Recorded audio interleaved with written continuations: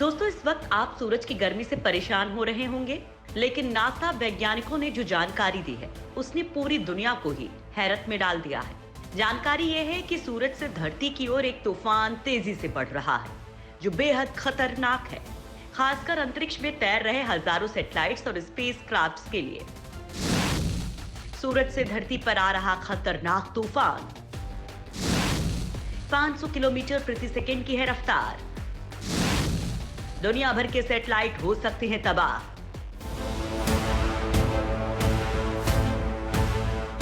धरती की तरह सूरज पर भी भूकंप आते हैं, तगड़े विस्फोट देखने को मिलते हैं जिनका असर धरती पर देखने को मिलता है।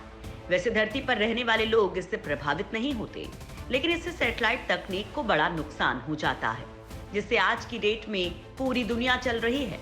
अब सूरज के अंदर हुए तगड़े विस्फोट से अंतरिक्ष में सोलर पार्टिकल्स का तूफान दिखा है जो 500 किलोमीटर प्रति सेकंड की रफ्तार से धरती की ओर बढ़ रहा है।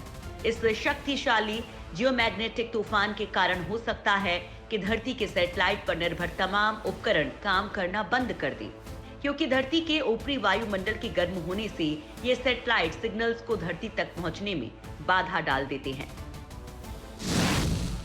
इंसानों पर क्या असर हो सकता है?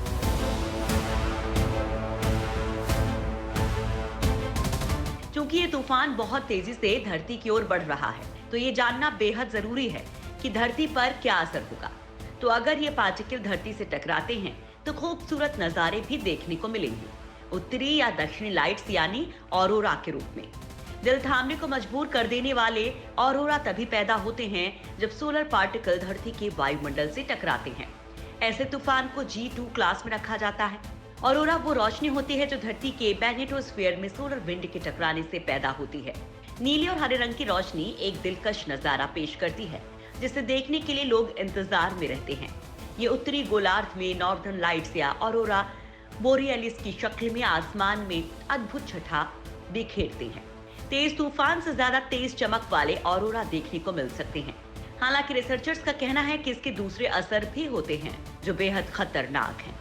वैसे तो धरती का चुंबकीय क्षेत्र इंसानों को सूरज से आने वाले खतरनाक रेडिएशन से बचाता है, लेकिन सूरज के तूफानों का असर सैटेलाइट पर आधारित टेक्नोलॉजी को तबाह कर डालता है।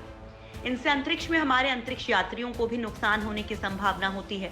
सोलर विंड की वजह से धरती का बाहरी वायुमंडल गर्मा सकता है और सैटेलाइट्स बर्बाद हो सकते हैं। इससे GPS navigation, mobile phone signal, satellite TV में रुकावट आ सकती है। पावर लाइंस में करंट तेज हो सकता है, जिससे ट्रांसफार्मर भी उड़ सकते हैं और बिजली गुल हो सकती है। हालांकि आमतौर पर ऐसा कम ही होता है, क्योंकि धरती का चुंबकीय क्षेत्र इसके खिलाफ सुरक्षा कवच का काम करता है। आखिरी बार इतना शक्तिशाली तूफान 1859 में आया था, जब यूरोप में टेलीग्राफ सिस्टम बंद हो गया था।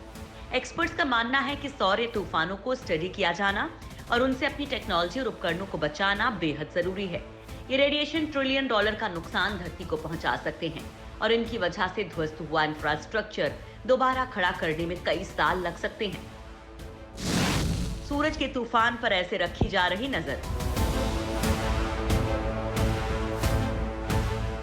नासा सूरज के रिसर्च के लिए कई मिशन लॉन्च कर चुका है। हाल ही में उसने यूरोपियन स्पेस एजेंसी के साथ मिलकर सोलर ऑर्बिटर स्पेसक्राफ्ट लॉन्च किया था। इस महत्वाकांक्षी मिशन का उद्देश्य पहली बार सूर्य के ध्रुवों की तस्वीर लेना है। नासा के मुताबिक ये स्पेसक्राफ्ट अपने तमाम उपकरणों और एंटीना को तैनात करने के बाद धरती पर लगातार डेटा भेज रहा है।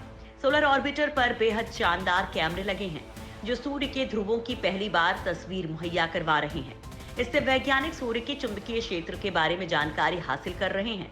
इससे पहले नासा ने 2018 में पार्कर सोलर प्रोब को सूर्य की कक्षा में भेजा था, जो सूर्य के बाहरी कोरोना का अध्ययन कर रहा है।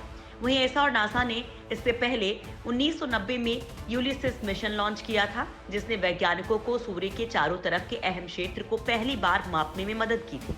हालांकि यूलिसिस के साथ कैमरा नहीं लगाया गया था। वहीं भारत के इसरो ने भी इसी साल सूर्य का अध्ययन करने के लिए पहले मिशन आदित्य L1 को भेजने की योजना बनाई है। वहीं नासा का कहना है कि वो सौर तूफानों के अध्ययन के लिए 6 क्यूबेसेट प्रक्षेपित करेगा। ये 6 सैटेलाइट पृथ्वी की भू स्थिर कक्षा यानी कि जियो स्टेशनरी ऑर्बिट में जाकर काम करेंगे।